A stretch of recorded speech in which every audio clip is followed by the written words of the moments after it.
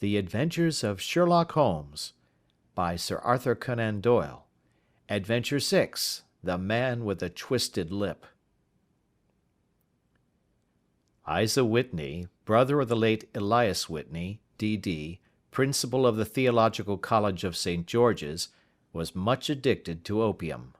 The habit grew upon him, as I understand, from some foolish freak when he was at college, for having read De Quincey's description of his dreams and sensations, he had drenched his tobacco with laudanum in an attempt to produce the same effects.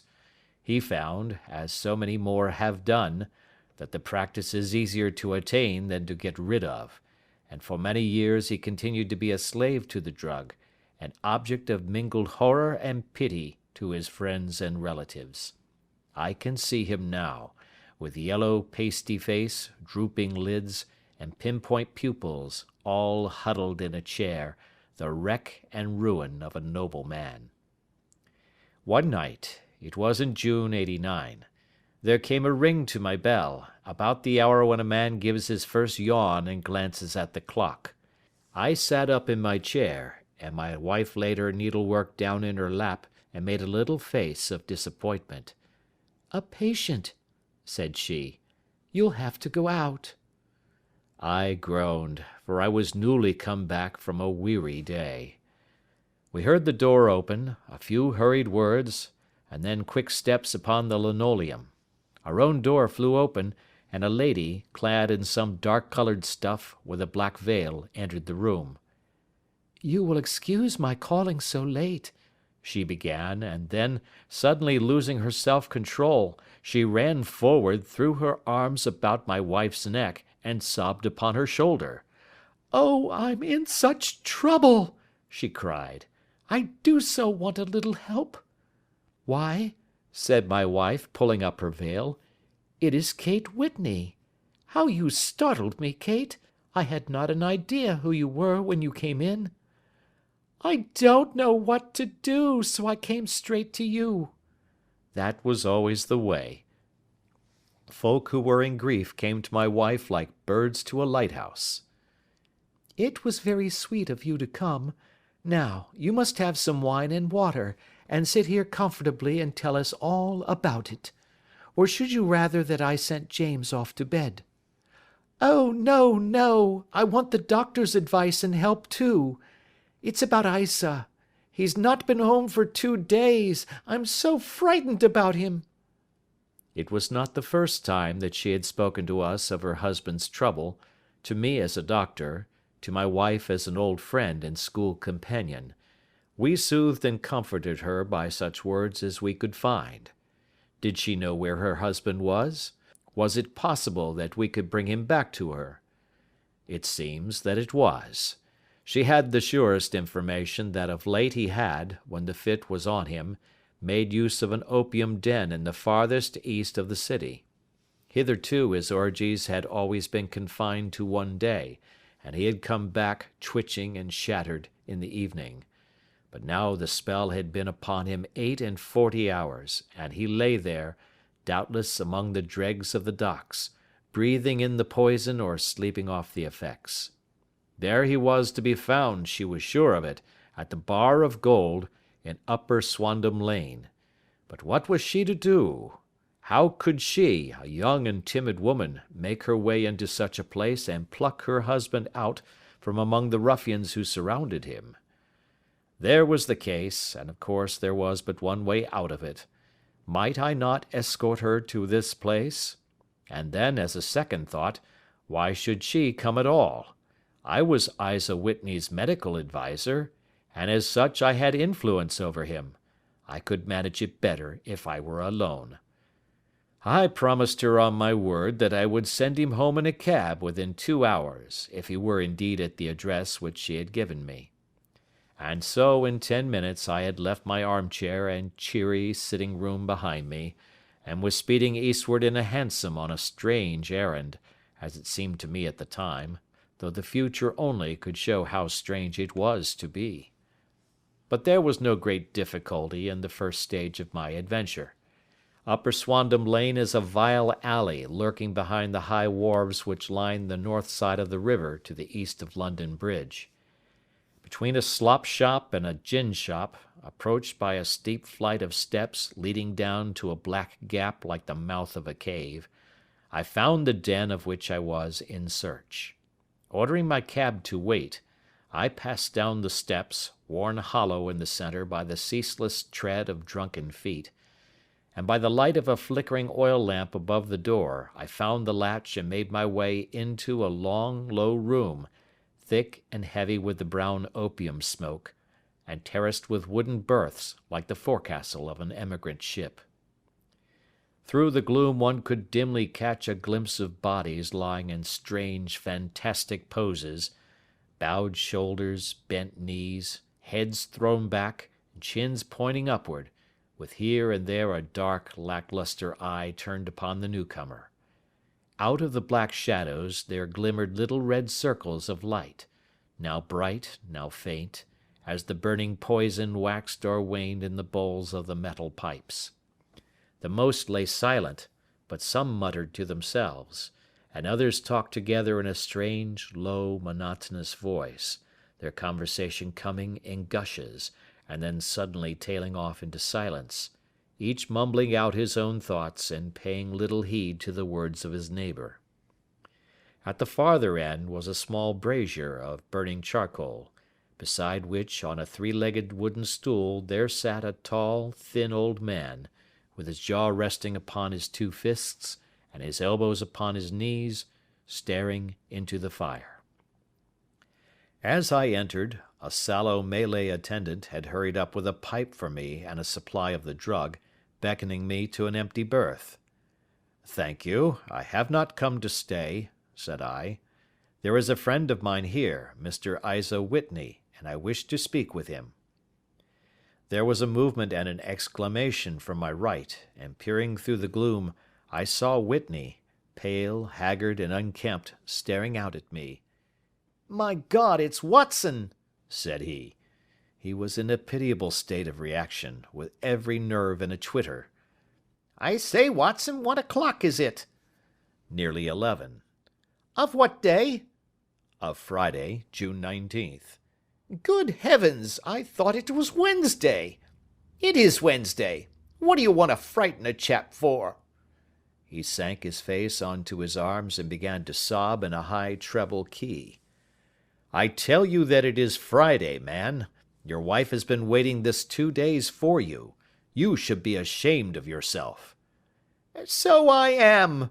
But you've got mixed, Watson, for I have only been here a few hours. 3 pipes, 4 pipes, I forget how many.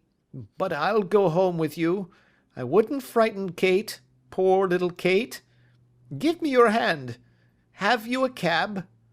"Yes, I have one waiting." "Then I shall go in it. But I must owe something. Find what I owe, Watson. I am all off colour. I can do nothing for myself."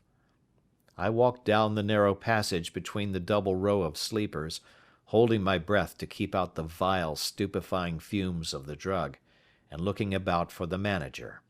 As I passed the tall man who sat by the brazier, I felt a sudden pluck at my skirt, and a low voice whispered, "Walk past me, and then look back at me." The words fell quite distinctly upon my ear. I glanced down. They could only have come from the old man at my side, and yet he sat now as absorbed as ever, very thin, very wrinkled, bent with age, an opium pipe dangling down from between his knees as though it had dropped in sheer lassitude from his fingers. I took 2 steps forward and looked back. It took all my self-control to prevent me from breaking out into a cry of astonishment. He had turned his back so that none could see him but I. His form had filled out, his wrinkles were gone, the dull eyes had regained their fire, and there, sitting by the fire and grinning at my surprise, was none other than Sherlock Holmes. He made a slight motion to me to approach him, and instantly, as he turned his face half round to the company once more, subsided into a doddering, loose-lipped senility. "Holmes," I whispered. "What on earth are you doing in this den?" "As low as you can," he answered. "I have excellent ears. If you would have the great kindness to get rid of that sottish friend of yours, I should be exceedingly glad to have a little talk with you." "I have a cab outside." "Then pray send him home in it. You may safely trust him, for he appears to be too limp to get into any mischief. I should recommend you also to send a note by the cabman to your wife to say that you have thrown in your lot with me. If you will wait outside, I shall be with you in 5 minutes." It was difficult to refuse any of Sherlock Holmes's requests, for they were always so exceedingly definite, and put forward with such a quiet air of mastery. I felt, however, that when Whitney was once confined in the cab my mission was practically accomplished, and for the rest, I could not wish anything better than to be associated with my friend in one of those singular adventures which were the normal condition of his existence. In a few minutes I had written my note, paid Whitney's bill, led him out to the cab, and seen him driven through the darkness. In a very short time a decrepit figure had emerged from the opium den, and I was walking down the street with Sherlock Holmes. For 2 streets he shuffled along with a bent back and an uncertain foot. Then, glancing quickly round, he straightened himself out and burst into a hearty fit of laughter. "I suppose, Watson," said he, "that you imagine that I have added opium smoking to cocaine injections, and all the other little weaknesses on which you have favoured me with your medical views." "I was certainly surprised to find you there." "But not more so than I to find you." "I came to find a friend." "And I to find an enemy." "An enemy?" "Yes, one of my natural enemies, or, shall I say, my natural prey.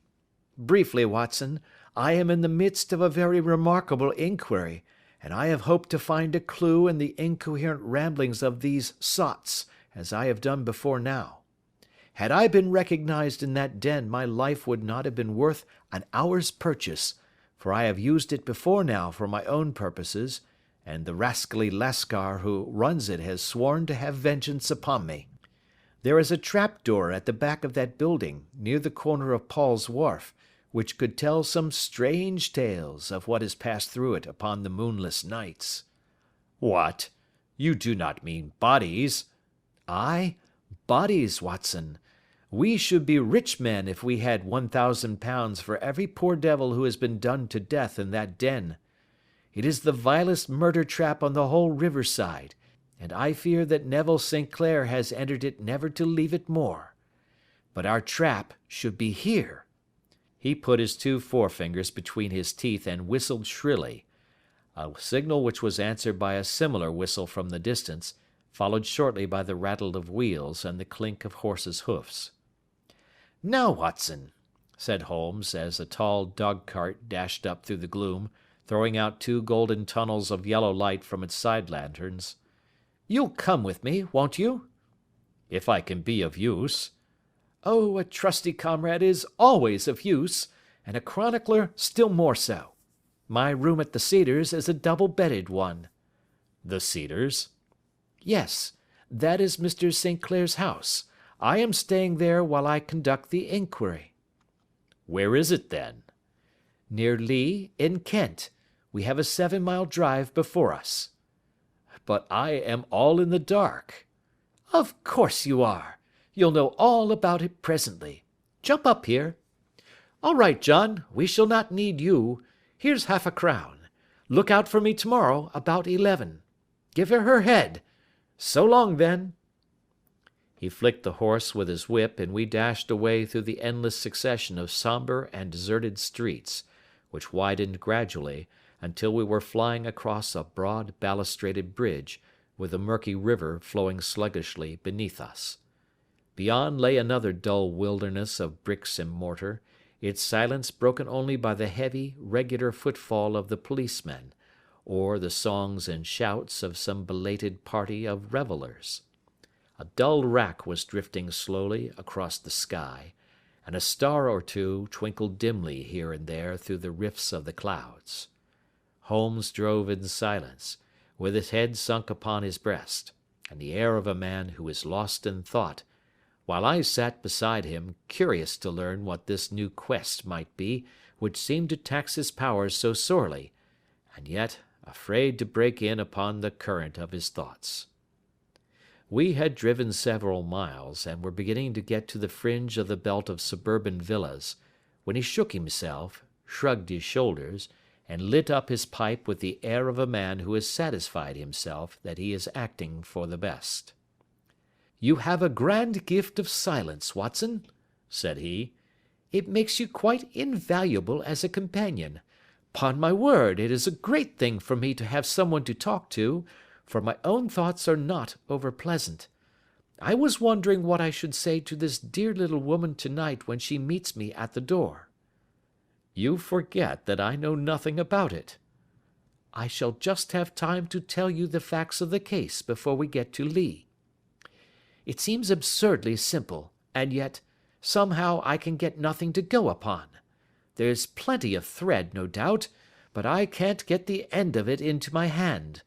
Now, I'll state the case clearly and concisely to you, Watson, and maybe you can see a spark where all is dark to me."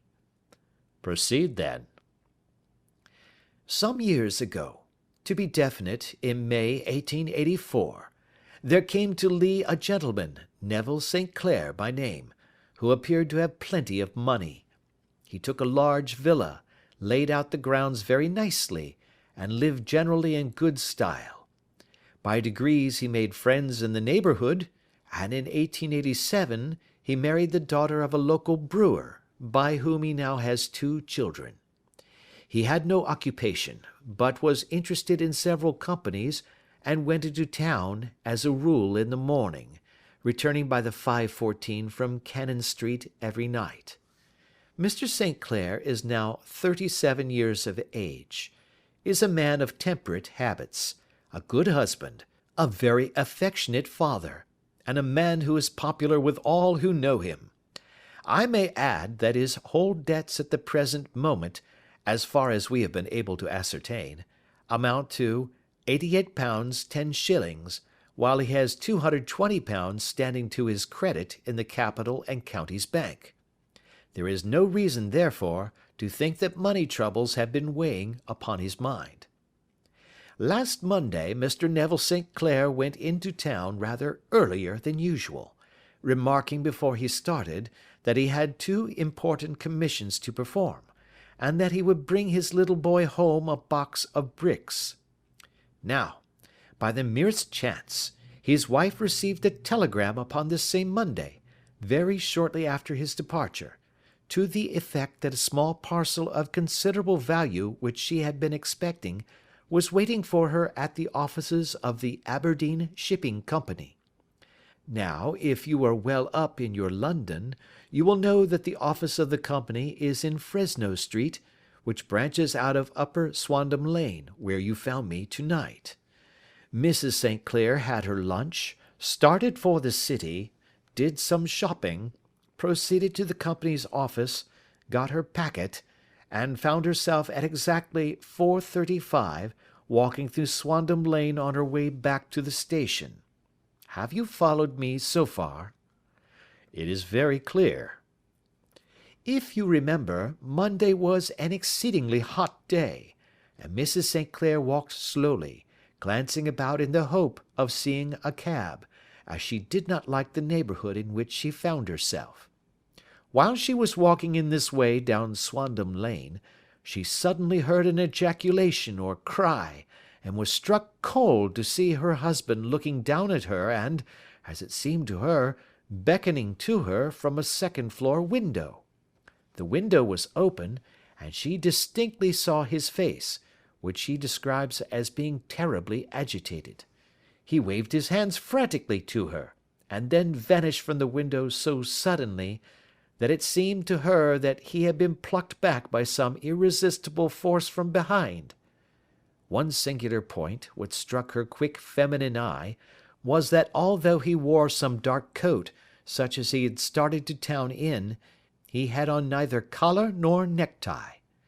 Convinced that something was amiss with him, she rushed down the steps, for the house was none other than the opium den in which you found me tonight, and running through the front room, she attempted to ascend the stairs which led to the first floor.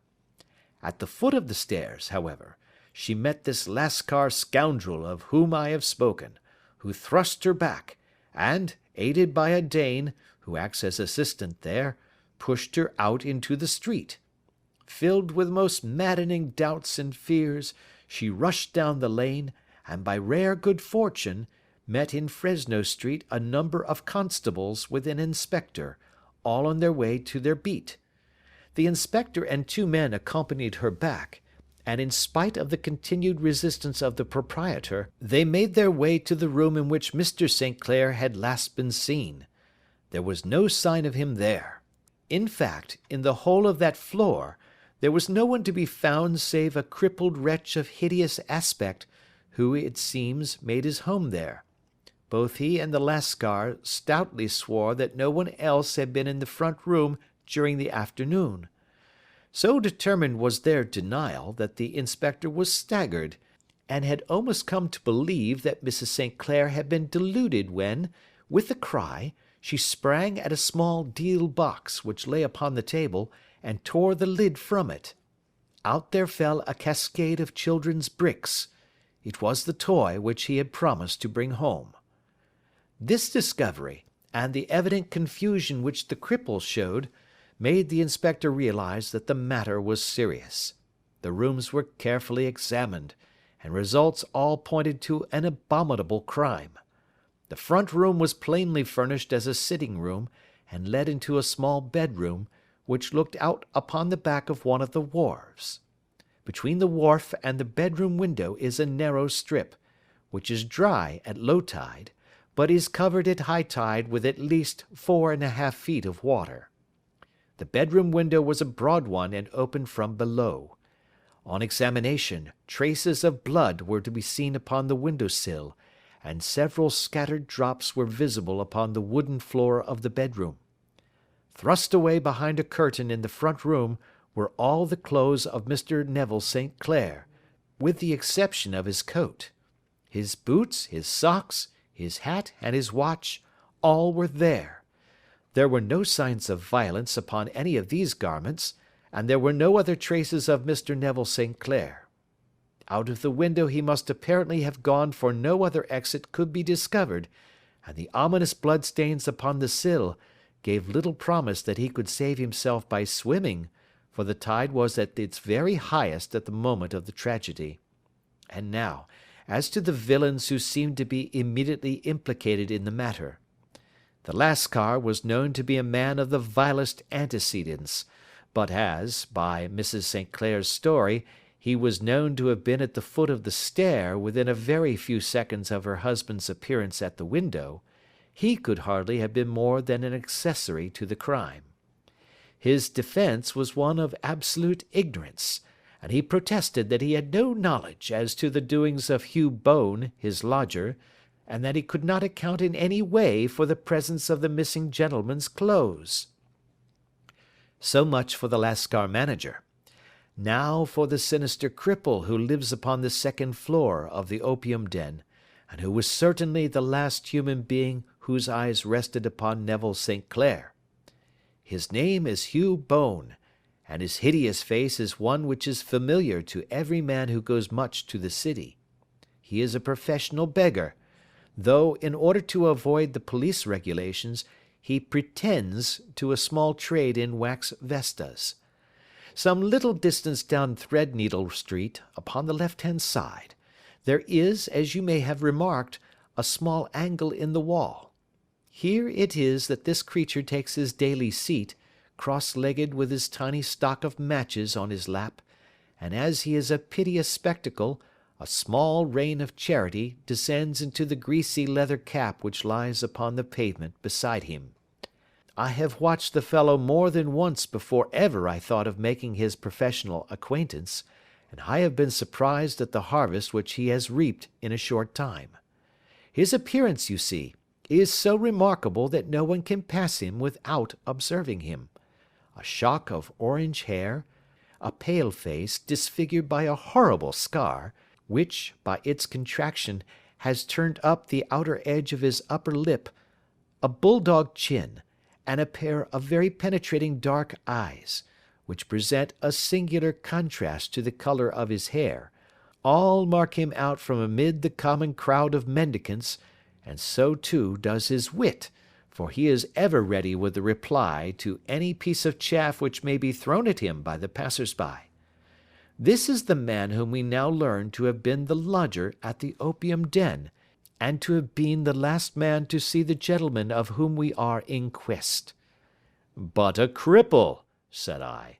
What could he have done single-handed against a man in the prime of life? He is a cripple in the sense that he walks with a limp, but in other respects he appears to be a powerful and well-nurtured man. Surely your medical experience would tell you, Watson, that weakness in one limb is often compensated for by exceptional strength in the others. Pray continue your narrative. Mrs. St. Clair had fainted at the sight of the blood upon the window, and she was escorted home in a cab by the police, as her presence could be of no help to them in their investigations. Inspector Barton, who had charge of the case, made a very careful examination of the premises, but without finding anything which threw any light upon the matter. One mistake had been made in not arresting Boone instantly, as he was allowed some few minutes during which he might have communicated with his friend the Lascar, but this fault was soon remedied, and he was seized and searched, without anything being found which could incriminate him. There were, it is true, some blood-stains upon his right shirt-sleeve, but he pointed to his ring-finger, which had been cut near the nail, and explained that the bleeding came from there, adding that he had been to the window not long before, and that the stains which had been observed there came doubtless from the same source. He denied strenuously having ever seen Mr. Neville St. Clair, and swore that the presence of the clothes in his room was as much a mystery to him as to the police. As to Mrs. St. Clair's assertion that she had actually seen her husband at the window, he declared that she must have been either mad or dreaming.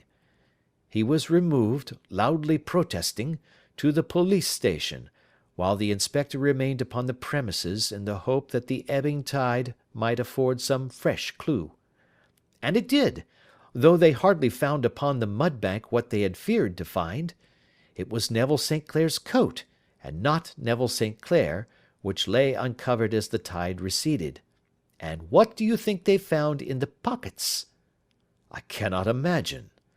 No, I don't think you would guess. Every pocket stuffed with pennies and halfpennies, 421 pennies and 270 halfpennies. It was no wonder that it had not been swept away by the tide. But a human body is a different matter. There is a fierce eddy between the wharf and the house.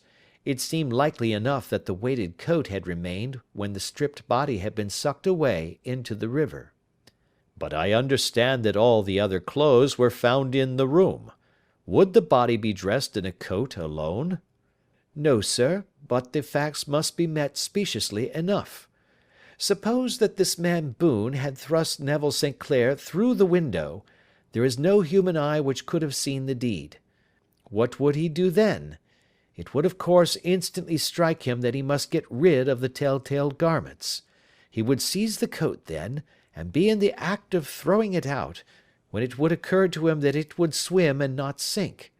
He has little time, for he has heard the scuffle downstairs when the wife tried to force her way up, and perhaps he has already heard from his Lascar confederate that the police are hurrying up the street. There is not an instant to be lost. He rushes to some secret hoard, where he has accumulated the fruits of his beggary, and he stuffs all the coins upon which he can lay his hands into the pockets to make sure of the coat's sinking. He throws it out, and would have done the same with the other garments had not he heard the rush of steps below, and only just had time to close the window when the police appeared. It certainly sounds feasible. Well, We will take it as a working hypothesis for want of a better. Boone, as I have told you, was arrested and taken to the station, but it could not be shown that there had ever before been anything against him. He had for years been known as a professional beggar, but his life appeared to have been a very quiet and innocent one. There the matter stands at present, and the questions which have to be solved. What Neville St. Clair was doing in the opium den, what happened to him when there, where he is now, and what Hugh Boone had to do with his disappearance, are all as far from a solution as ever. I confess that I cannot recall any case within my experience which looked at the first glance so simple, and yet which presented such difficulties. While Sherlock Holmes had been detailing this singular series of events, we had been whirling through the outskirts of the great town until the last straggling houses had been left behind, and we rattled along with a country hedge upon either side of us. Just as he finished, however, we drove through 2 scattered villages, where a few lights still glimmered in the windows. "We are on the outskirts of Lee," said my companion. "We have touched on 3 English counties in our short drive, starting in Middlesex, passing over an angle of Surrey, and ending in Kent. See that light among the trees? That is the Cedars, and beside that lamp sits a woman whose anxious ears have already, I have little doubt, caught the clink of our horses' feet." "But why are you not conducting the case from Baker Street?" I asked. "Because there are many inquiries which must be made out here. Mrs. St. Clair has most kindly put 2 rooms at my disposal, and you may rest assured that she will have nothing but a welcome for my friend and colleague. I hate to meet her, Watson, when I have no news of her husband. Here we are. Whoa there, whoa!" We had pulled up in front of a large villa which stood within its own grounds. A stable boy had run out to the horse's head, and springing down, I followed Holmes up the small, winding gravel drive which led to the house. As we approached, the door flew open, and a little blonde woman stood in the opening, clad in some sort of light mousseline de Sole, with a touch of fluffy pink chiffon at her neck and wrists. She stood with her figure outlined against the flood of light, one hand upon the door, one half raised in her eagerness, her body slightly bent, her head and face protruded, with eager eyes and parted lips, a standing question. "Well?" she cried. "Well?" And then, seeing that there were 2 of us, she gave a cry of hope, which sank into a groan as she saw that my companion shook his head and shrugged his shoulders. "No good news?" "None." "No bad?" "No." "Thank God for that. But come in. You must be weary, for you have had a long day. This is my friend Dr. Watson. He has been of most vital use to me in several of my cases, and a lucky chance has made it possible for me to bring him out and associate him with this investigation. I am delighted to see you," said she, pressing my hand warmly. "You will, I am sure, forgive anything that may be wanting in our arrangements, when you consider the blow which has come so suddenly upon us." "My dear madam," said I am an old campaigner, and if I were not, I can very well see that no apology is needed. If I can be of any assistance, either to you or to my friend here, I shall be indeed happy." "Now, Mr. Sherlock Holmes," said the lady, as we entered a well-lit dining-room, upon the table of which a cold supper had been laid out, "I should very much like to ask you 1 or 2 plain questions, to which I beg that you will give a plain answer." "Certainly, madam." "Do not trouble about my feelings. I am not hysterical, nor given to fainting. I simply wish to hear your real opinion." "Upon what point?" "In your heart of hearts, do you think that Neville is alive?" Sherlock Holmes seemed to be embarrassed by the question. "Frankly now," she repeated, standing upon the rug and looking keenly down at him as he leaned back in a basket chair. Frankly, then, madam, I do not. You think that he is dead? I do. Murdered? I don't say that. Perhaps. And on what day did he meet his death? On Monday. Then perhaps, Mr. Holmes, you will be good enough to explain how it is that I have received a letter from him today. Sherlock Holmes sprang out of his chair as if he had been galvanized. "What?" he roared. Yes, today. She stood smiling, holding up a little slip of paper in the air. "May I see it?" Certainly. He snatched it from her in his eagerness, and smoothing it out upon the table, he drew over the lamp and examined it intently. I had left my chair and was gazing at it over his shoulder. The envelope was a very coarse one, and was stamped with the Gravesend postmark, and with the date of that very day, or rather of the day before, for it was considerably after midnight. "Coarse writing," murmured Holmes. "Surely this is not your husband's writing, madam?" "No, but the enclosure is." "I perceive also that whoever addressed the envelope had to go and inquire as to the address." "How can you tell that?" "The name, you see, is in perfectly black ink, which has dried itself. The rest is of a greyish colour, which shows that blotting paper has been used. If it had been written straight off and then blotted, none would be of a deep black shade. This man has written the name, and there has then been a pause before he wrote the address, which can only mean that he was not familiar with it. It is, of course, a trifle, but there is nothing so important as trifles. Now, let us now see the letter. Ha! There has been an enclosure here." "Yes, there was a ring, his signet ring." "And you are sure that this is your husband's hand?" "One of his hands." "One?" "His hand when he wrote hurriedly. It is very unlike his usual writing, and yet I know it well." "Dearest, do not be frightened. All will come well. There is a huge error which it may take some time to rectify. Wait in patience. Neville. Written in pencil upon the flyleaf of a book, octavo size, no watermark. Posted today in Gravesend by a fellow with a dirty thumb. Ha! And the flap has been gummed, if I am not very much in error, by a person who has been chewing tobacco. And you have no doubt that it is your husband's hand, madam?" "None. Neville wrote these words." "And they were posted today at Gravesend. Well, Mrs. St. Clair, the clouds lighten, though I should not venture to say that the danger is over." "But he must be alive, Mr. Holmes." "Unless this is a clever forgery to put us on the wrong scent. The ring, after all, proves nothing. It may have been taken from him." "No, no, it is. It is his very own writing." "Very well. It may, however, have been written on Monday and only posted today." "That is possible." "If so, much may have happened between." "Oh, you must not discourage me, Mr. Holmes. I know that all is well with him. There is so keen a sympathy between us that I should know if evil came upon him. On the very day that I saw him last, he cut himself in the bedroom, and yet I in the dining room rushed upstairs instantly with the utmost certainty that something had happened.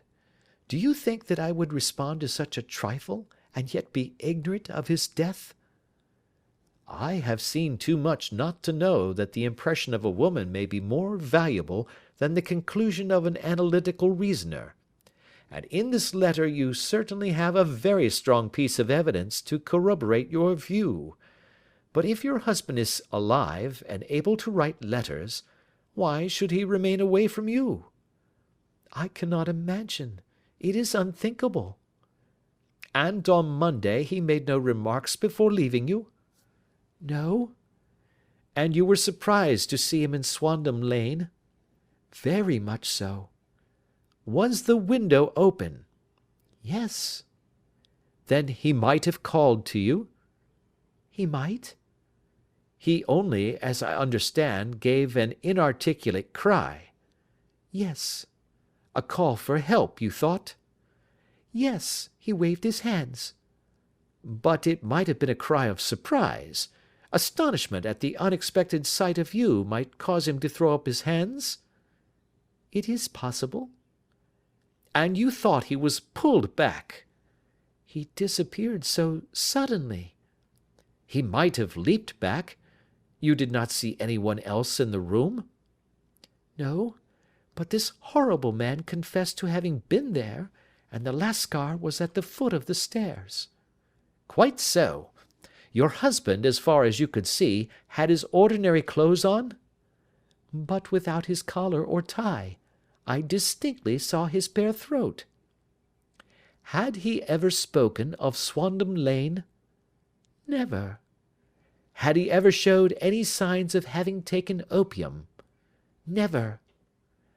Thank you, Mrs. St. Clair. Those are the principal points about which I wish to be absolutely clear. We shall now have a little supper and then retire, for we may have a very busy day tomorrow. A large and comfortable double-bedded room had been placed at our disposal, and I was quickly between the sheets, for I was weary after my night of adventure. Sherlock Holmes was a man, however, who, when he had an unsolved problem upon his mind, would go for days, and even for a week, without rest, turning it over, rearranging his facts, looking at it from every point of view until he had either fathomed it or convinced himself that his data were insufficient. It was soon evident to me that he was now preparing for an all-night sitting. He took off his coat and waistcoat, put on a large blue dressing-gown, and then wandered about the room collecting pillows from his bed and cushions from the sofa and armchairs.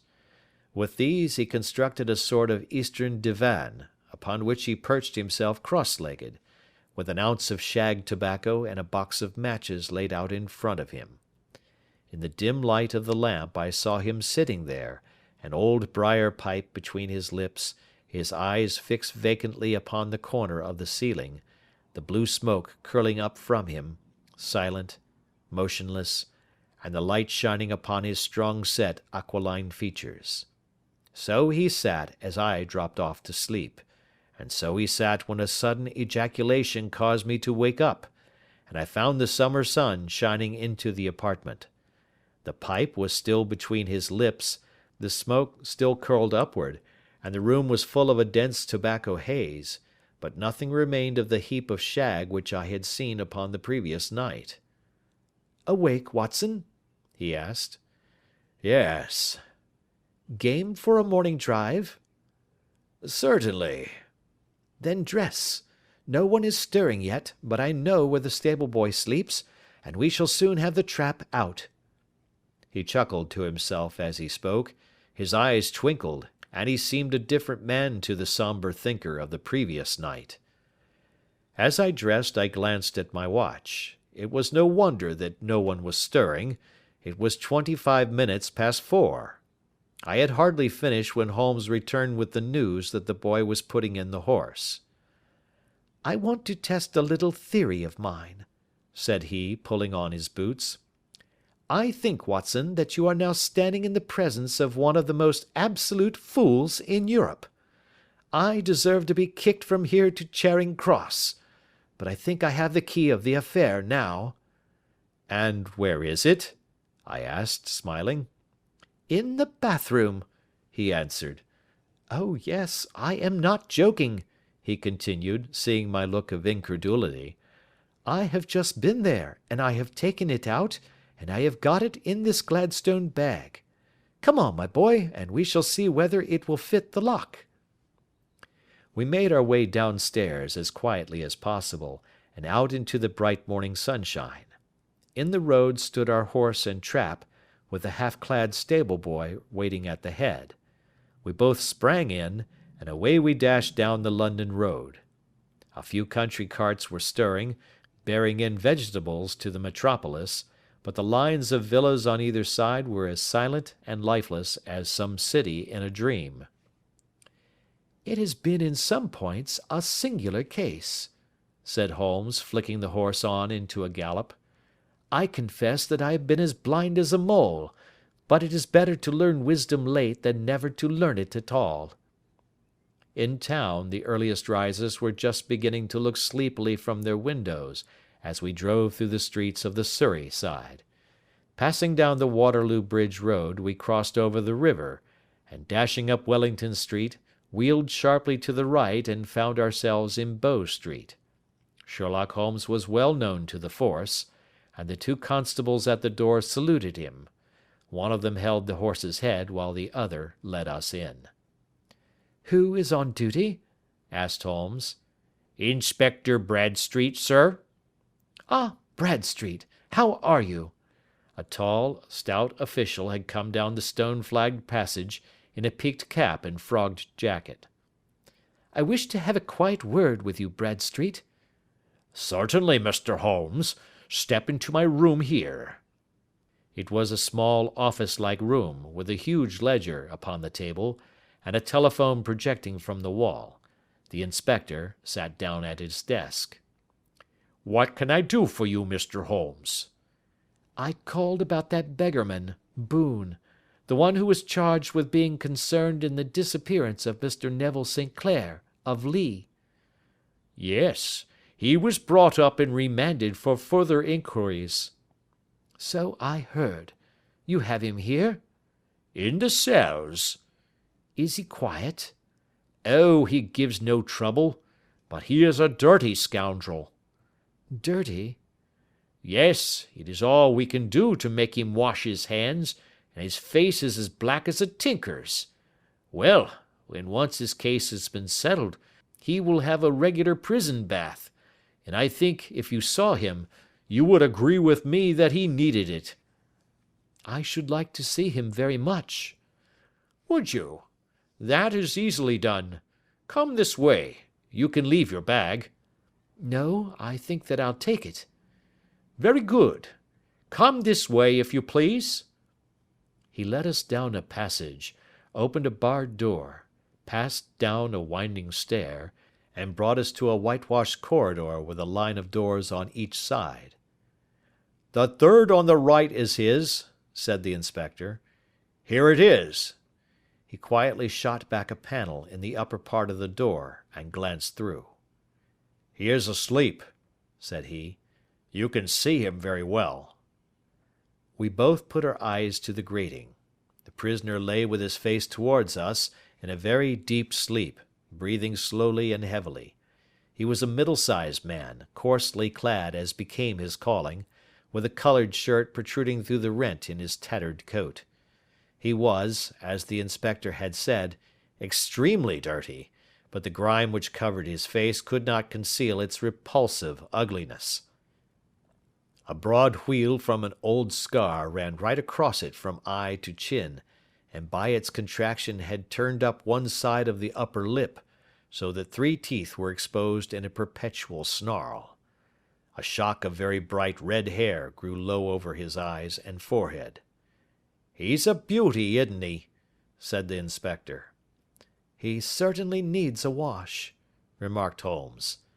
"I had an idea that he might, and I took the liberty of bringing the tools with me." He opened the Gladstone bag as he spoke, and took out, to my astonishment, a very large bath sponge. "Ha! You are a funny one," chuckled the inspector. "Now, if you will have the great goodness to open that door very quietly, we will soon make him cut a much more respectable figure." "Well, I don't know why not," said the inspector. "He doesn't look a credit to the Bow Street cells, does he?" He slipped his key into the lock, and we all very quietly entered the cell. The sleeper half turned, and then settled down once more into a deep slumber. Holmes stooped to the water jug, moistened his sponge, and then rubbed it twice vigorously across and down the prisoner's face. "Let me introduce you," he shouted, "to Mr. Neville St. Clair, of Lee, in the county of Kent." Never in my life had I seen such a sight. The man's face peeled off under the sponge like the bark from a tree. Gone was the coarse brown tint. Gone, too, was the horrid scar which had seamed it across, and the twisted lip which had given the repulsive sneer to the face. A twitch brought away the tangled red hair, and there, sitting up in his bed, was a pale, sad-faced, refined-looking man, black-haired and smooth-skinned, rubbing his eyes and staring about him with sleepy bewilderment. Then suddenly realizing the exposure, he broke into a scream and threw himself down with his face to the pillow. "Good heavens!" cried the inspector. "It is indeed the missing man. I know him from the photograph." The prisoner turned with the reckless air of a man who abandons himself to his destiny. "Be it so," said he. "And pray, what am I charged with?" "With making away with Mr. Neville St. Oh, come, you can't be charged with that unless they make a case of attempted suicide of it," said the inspector with a grin. "Well, I've been 27 years in the force, but this takes the cake." "If I am Mr. Neville St. Clair, then it is obvious that no crime has been committed, and that therefore I am illegally detained." "No crime, but a very great error has been committed," said Holmes. "You would have done better to have trusted your wife." "It was not the wife, it was the children," groaned the prisoner. "God help me, I would not have them ashamed of their father. My God, what an exposure! What can I do?" Sherlock Holmes sat down beside him on the couch, and patted him kindly on the shoulder. "If you leave it to a court of law to clear the matter up," said he, "of course you can hardly avoid publicity. On the other hand, if you convince the police authorities that there is no possible case against you, I do not know that there is any reason that the details should find their way into the papers. Inspector Bradsheet would, I am sure, make notes upon anything which you might tell us and submit it to the proper authorities. The case would then never go into court at all." "God bless you!" cried the prisoner passionately. "I would have endured imprisonment, aye, even execution, rather than have left my miserable secret as a family blot to my children. You are the first who have ever heard my story. My father was a schoolmaster in Chesterfield, where I received an excellent education. I travelled in my youth, took to the stage, and finally became a reporter on an evening paper in London. One day my editor wished to have a series of articles upon begging in the metropolis, and I volunteered to supply them. There was the point from which all my adventures started. It was only by trying begging as an amateur that I could get the facts upon which to base my articles. When an actor, I had, of course, learned all the secrets of making up, and had been famous in the green room for my skill. I took advantage now of my attainments. I painted my face, and to make myself as pitiable as possible, I made a good scar and fixed one side of my lip in a twist by the aid of a small slip of flesh-colored plaster. Then, with a red head of hair and an appropriate dress, I took my station in the business part of the city, ostensibly as a match-seller, but really as a beggar. For 7 hours I plied my trade, and when I returned home in the evening, I found to my surprise that I had received no less than 26 shillings 4 pence. I wrote my articles and thought little more of the matter until, some time later, I backed a bill for a friend and had a writ served upon me for £25. I was at my wits' end where to get the money, but a sudden idea came to me. I begged a fortnight's grace from the creditor, asked for a holiday from my employers, and spent the time in begging in the city under my disguise. In 10 days I had the money and had paid the debt. Well, you can imagine how hard it was to settle down to arduous work at £2 a week, when I knew that I could earn as much in a day by smearing my face with a little paint, laying my cap on the ground, and sitting still. It was a long fight between my pride and the money, but the dollars won at last, and I threw up reporting and sat day after day in the corner which I had first chosen, inspiring pity by my ghastly face, and filling my pockets with coppers. Only one man knew my secret. He was the keeper of a low den in which I used to lodge in Swandam Lane, where I could every morning emerge as a squalid beggar, and in the evenings transform myself into a well-dressed man about town. This fellow, a Lascar, was well paid by me for his rooms, so that I knew that my secret was safe in his possession. Well, very soon I found that I was saving considerable sums of money. I do not mean that any beggar in the streets of London could earn £700 a year, which is less than my average takings, but I had exceptional advantages in my power of making up, and also in a facility of repartee, which improved by practice and made me quite a recognized character in the city. All day a stream of pennies, varied by silver, poured in upon me, and it was a very bad day in which I failed to take £2. As I grew richer, I grew more ambitious, took a house in the country, and eventually married, without anyone having a suspicion as to my real occupation. My dear wife knew that I had business in the city. She little knew what. Last Monday I had finished for the day and was dressing in my room above the opium den, when I looked out of my window and saw, to my horror and astonishment, that my wife was standing in the street, with her eyes fixed full upon me. I gave a cry of surprise, threw up my arms to cover my face, and, rushing to my confidant, the Lascar, entreated him to prevent anyone from coming up to me. I heard her voice downstairs, but I knew that she could not ascend. Swiftly I threw off my clothes, pulled on those of a beggar, and put on my pigments and wig. Even a wife's eyes could not pierce so complete a disguise. But then it occurred to me that there might be a search in the room, and that the clothes might betray me. I threw open the window, reopening by my violence a small cut which I had inflicted upon myself in the bedroom that morning.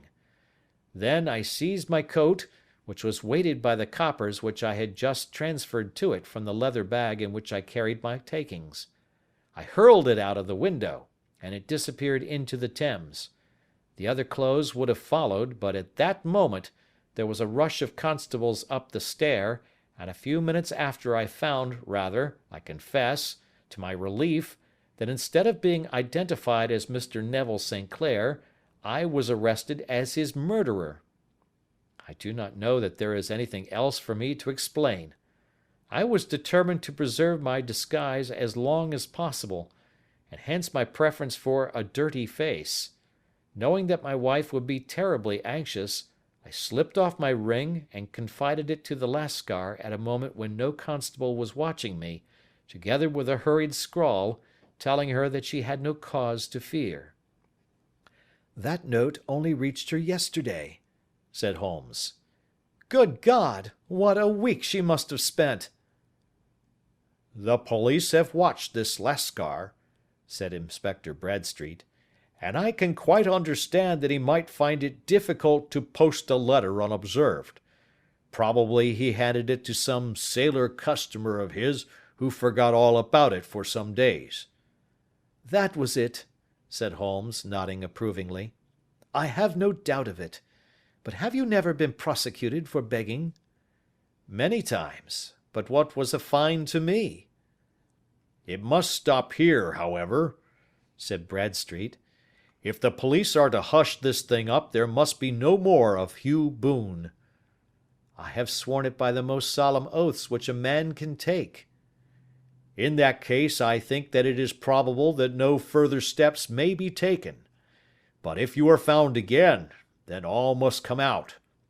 I am sure, Mr. Holmes, that we are very much indebted to you for having cleared the matter up. I wish I knew how you reach your results."